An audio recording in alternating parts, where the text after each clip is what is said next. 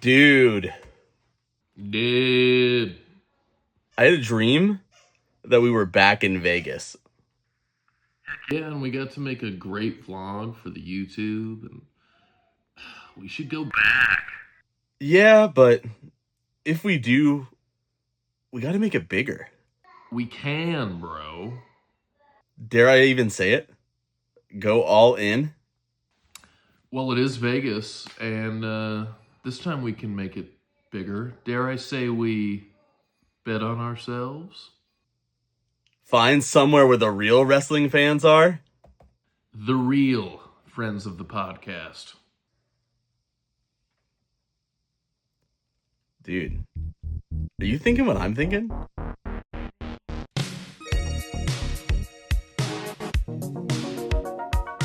I feel like such a douchebag with this microphone. No, it looks good. It looks good. Well, I don't even. It's not even that I wanted it, but it's when I started everything, it said that I needed this, and so I got it, and then I started recording with you regularly and having people on, and no one else had it, and it sounds fine. But I'm so used to it that I feel like I'm naked without it. No, it looks good, buddy. What's up, everyone? Welcome back to House is Fake. It's me, TJ, joined by the captain, the champion, by far the longest reigning champion. I know we need to I'm going to call your friend out. I don't know her Oh, name, but shit. she lives in Chicagoland, and it is National Illinois Day. Is it really? Yeah. Her name's Emma. All YouTube right. is 8 vinyl low. All right, Miss Vinyl Low. Let's my birthday's on the 8th of April. So that is the thing with the number 8. Let's do this. Me and you. Trivia Titans. Wow. You name the time and a place, and we'll work it around our schedules, and maybe we could fit you in. Maybe we can fit you in. Sheesh. As I was saying, I'm here with with Miggy, and it's been a while. Ooh. Dude, Dream Slam last night. I'm a little tired. I mean, I went to work today, and that made me extra tired because I got my steps in for sure at work.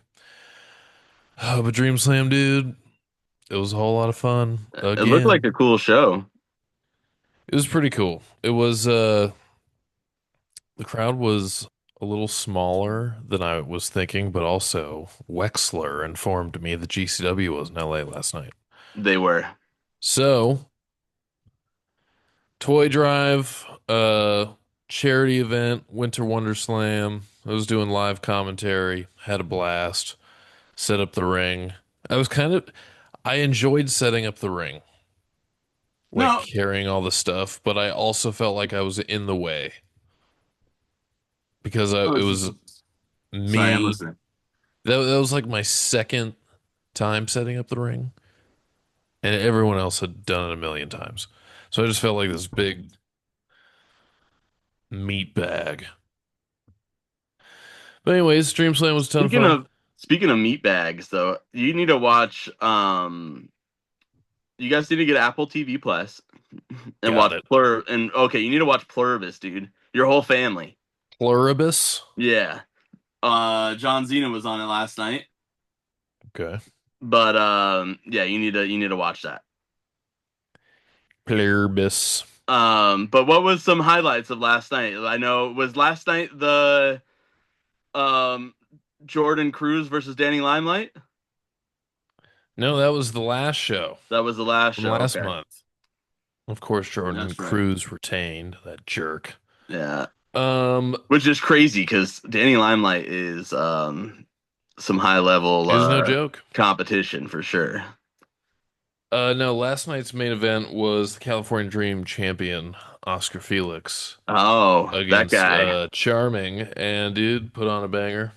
nice. There were two DDTs in that match, and it freaked me out, bro. It looked so nasty.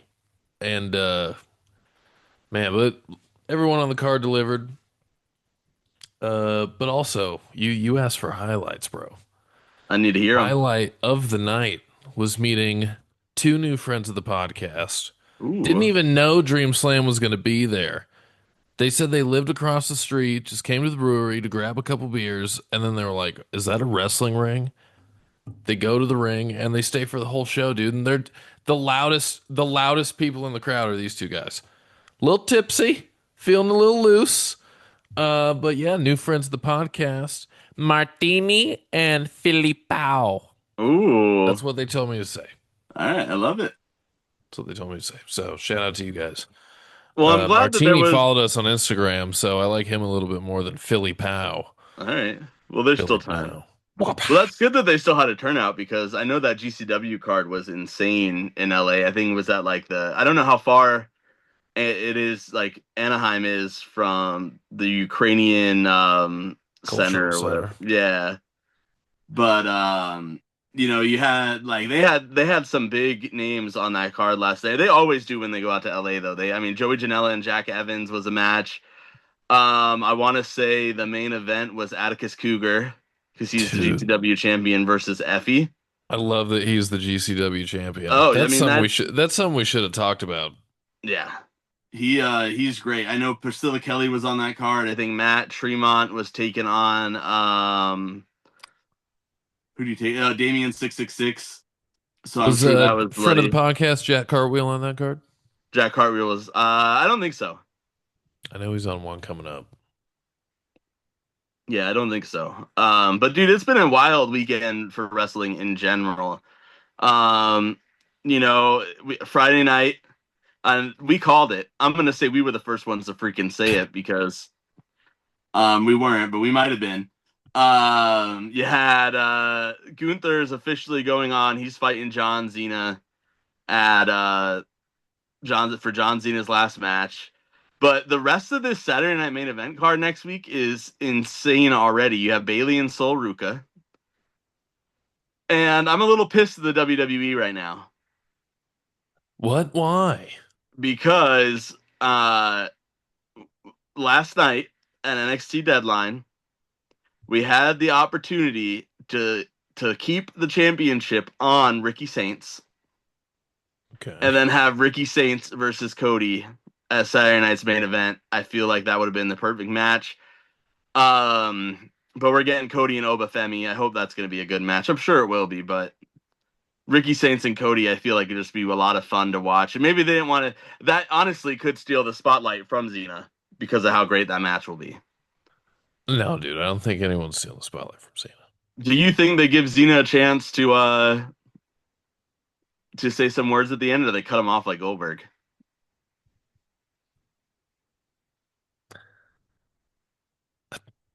Is anyone mad that Goldberg got cut off? I mean, No. Cena's a talker. Yeah. I Maybe don't know Bret because Hart may be mad because if the rumors are true, Cena's going to go into the Hall of Fame and we're going to hear a speech. which surprises me, honestly. Yeah, Um, me too. it surprises me for the fact that they've already announced Stephanie McMahon, and I feel like Stephanie McMahon would have been the first ballot. Like the headliner. The headliner. So I'm actually a little surprised. I mean, this it may shape up to be the best Hall of Fame ceremony yet. Maybe because the card's going to suck, so they have to make the Hall of The Fame card great. is going to suck already. You can already tell.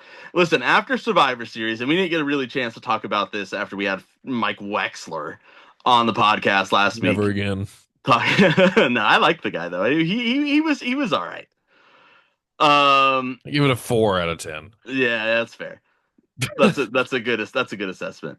Um, so we what's it called? Survivor Series tends to be the way where we start to see, what is going to take place to get us to WrestleMania. I have no doubt that Braun Breaker is in the main event of WrestleMania against CM Punk. If not CM Punk, then Braun Breaker is the champion by then, or at least Braun Breaker wins the Royal Rumble. There's Braun Breaker is headlining night one or night two of WrestleMania. But I do feel, and we talked a little bit about this, that whatever night that's not is Cody and Roman, which sucks because I wanted CM Punk to be headlining night two.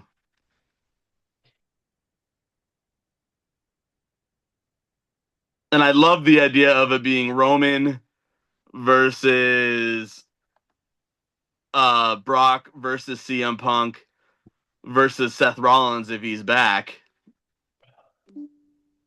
Man, I just Um, but you I you think they're gonna because Braun Breaker and CM Punk are already beefing.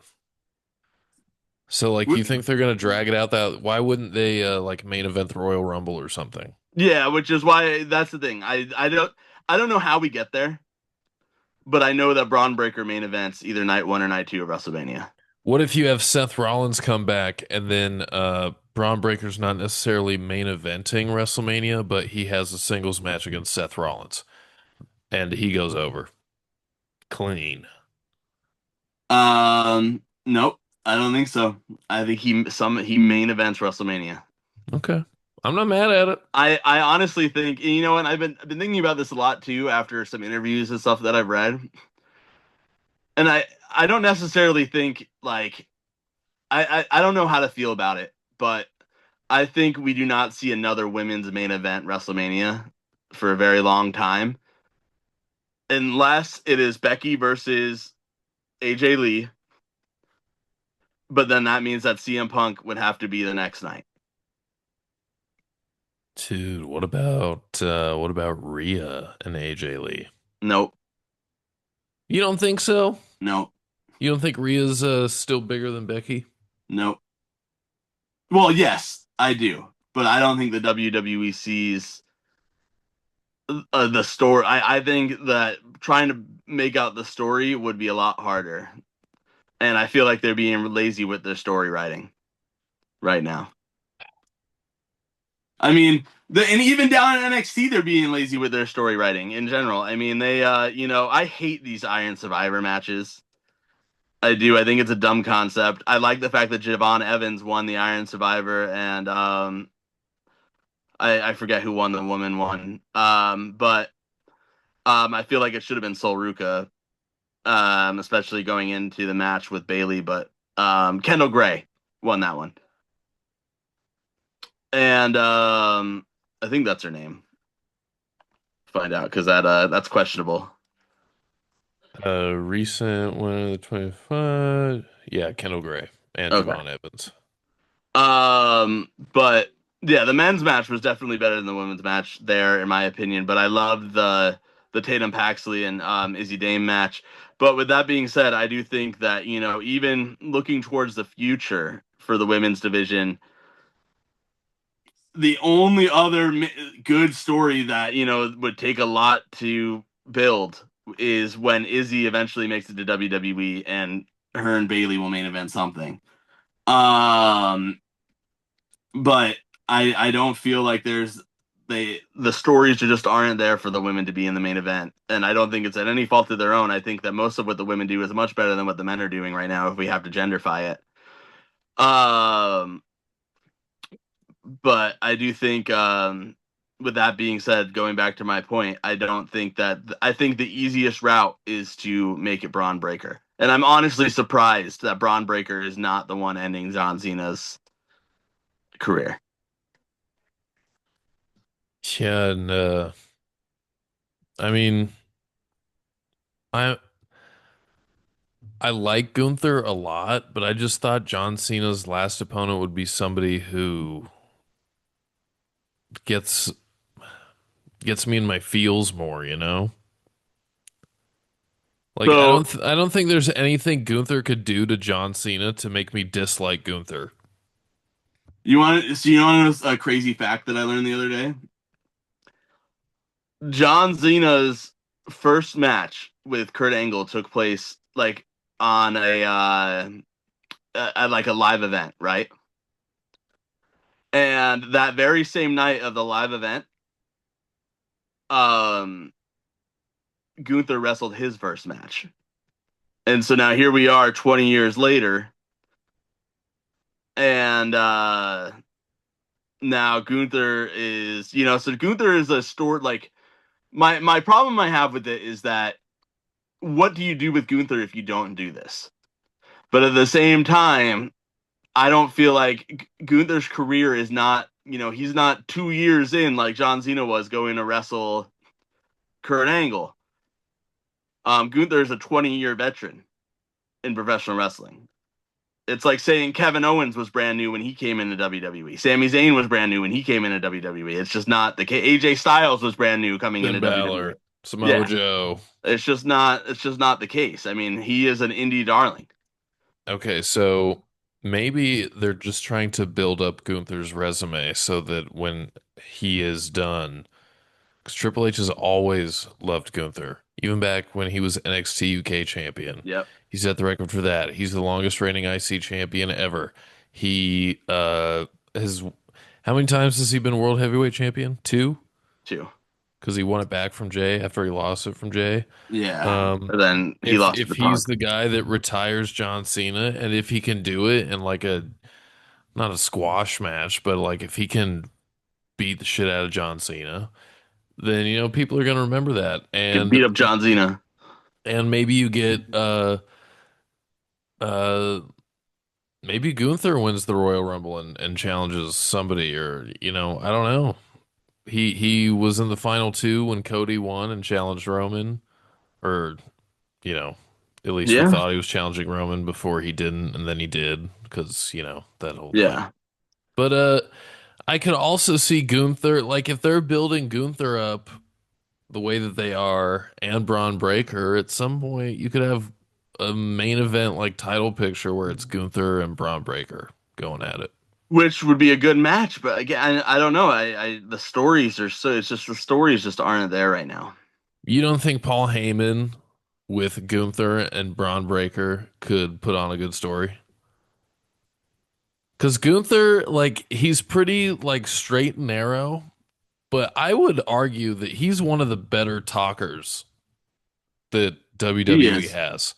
My issue that I have is not that I don't think that Paul Heyman could do that. My issue that I have is I think that what's going to end up happening with Braun Breaker is going to be the same downfall of what happened for Roman at the beginning of his career. Oh, you think a little force feed, a I little think it's going to be backfire? force fed down our throats that Braun Breaker is this guy. And I mean, the same thing could be said about Xena. Oh man, and I think, and TKO will I know think how to they're fix trying it. to start something different by not having him be a face. But eventually, he's going to turn on Paul Heyman, Well, that or way, vice versa. is that where Seth Rollins would come in and you would get Seth, and like I could also see Seth Rollins coming back the night after WrestleMania on Yeah, that's Raw. what's going to happen. We won't see Seth Rollins until after WrestleMania, As much unless as a they have him. workhorse as Seth Rollins, Unless they have him winning the Royal Rumble to challenge Braun Breaker. But I just don't know what clearance where he's going to be at rehab wise. I don't know enough about his injury to know if that's even a possibility. dude, I just thought of something because we're talking about Seth Rollins and him coming back and going after Braun Breaker. I've always wanted Seth to like drop the flamboyant costumes and the laugh and the pose, and I want him to carry himself the way that like Bret Hart would, where he was just like because Seth Rollins is like a great wrestler. I want to see him come back and take out the Vision with like denim jeans. Like I want him to dress up like Scott Hall did Yeah. when he showed up on Nitro that one Triple time. H, Triple H coming back with the vest and just Yeah, I showing want up. him to be a regular guy. Say, I was on the shelf and I saw you guys take my vision and destroy it, and I realized that I've been living a lie this whole time, and this is who I am. I'm an ass kicking, you know, architect, blah blah blah blah. Blah. and just be a real guy, dude. Oh, Yeah, I think that would be amazing. Anyways, I that's do. always been what I wanted for Seth Rollins, though. And I'm annoyed with these people that keep saying that John Moxley is the guy that showed up in like that legitimately believe that John Moxley is the guy that showed up in the cage. That's not the case, people. Um, I don't know. John Moxley's got his own problems right now, though. It's John Moxley's birthday today, believe it or not. Well, friend of the podcast, John Moxley. Um, Dude, I don't know if you saw clips from it because I didn't watch it live, but speaking of John Moxley, if you're ready to turn heads or turn topics, Yeah, um on Wednesday night, him and Claudio beat the hell out of each other. like shoot. Oh no, it was the match for the Continental Classic. Okay, It was awesome. I'm An gonna have to awesome go match. watch that replay Yeah, it was like on if you're gonna watch Netflix. anything from Wednesday, yeah, watch it on Netflix. If there's anything that you should watch from Wednesday night, it's that.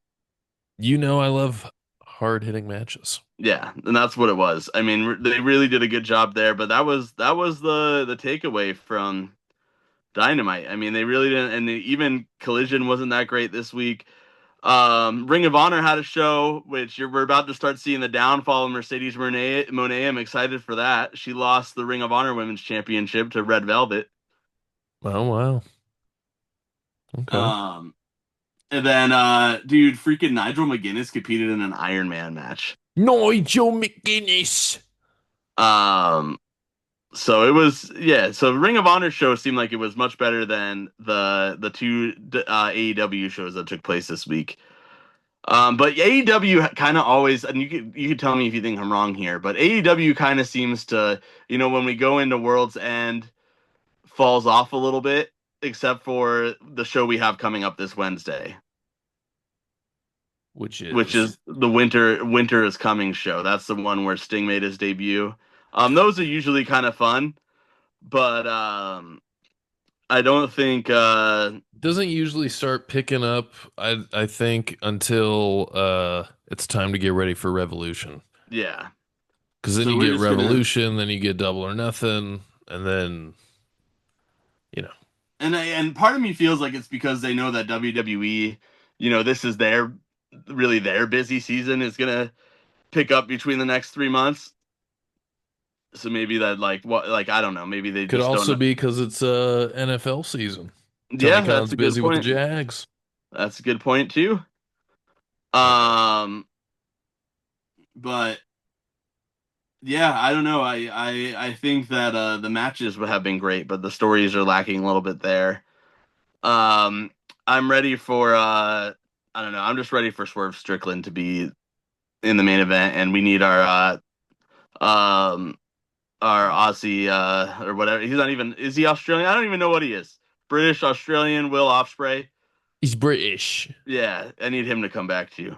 I like that guy. British. Um, what else took place this weekend? Oh, TNA Revolution. No, not TNA Revolution. TNA something took place this weekend. Must have been great. Yeah, well, there was two big highlights that came away from it. Dirty Dango, JCD or whatever he is called now, Fandango, losing to Frankie Kazarian, but then we continue to get these NXT beatdowns coming into TNA that they just don't talk about on TNA on NXT for some reason. Like they're not talking about it at all, which is annoying me. Mhm. Because it's like the NXT crew showing up there, and so it's not important to them. But the NXT A crew keeps changing too because now you have Tony D'Angelo back. So I don't know what's gonna happen there. But then the highlight of the whole entire weekend for me though was the debut of in TNA of the tag team that not only WWE dropped the ball on, but AEW dropped the ball on too. Do you know who the Righteous are? Remind me. Vincent and Dutch. They're kind of like hippie cult guys. that are just super entertaining on the microphone, super entertaining to watch. And Dude, I know the name. they came out and interrupted the Hardys at the end of the Hardys match. And it looks like we're gonna get the Hardys versus Vincent and Dutch of the Righteous. And I feel like this is the perfect match to take place at the Hardy compound because the creative minds at work here are going to be insane. Yeah, I recognize these cats. Yeah. Hell yeah. All right, So buddy. Well, that I was it. got That was for Speaking Wrestling, guys. dude, I love talking to you. But we have about a minute left. I need to ask the listeners to do something for us. Let's do it. The fakies are coming up soon, and we need you guys to tell us your favorite wrestling moment of the year. It could be a match, it could be a promo, it could just be a thing that happened. Just your favorite moment in wrestling. And yeah, that's all I need. Follow, follow us everywhere. HITFPOD. Yeah. We'll see you at VWC Ignite on Friday. Last gig for me of the year. And dude, 2026 is gonna be bigger and better than ever. Oh, that it will. All right, Because buddy. ever hasn't been very long. All right. See you on the other side, people. Later.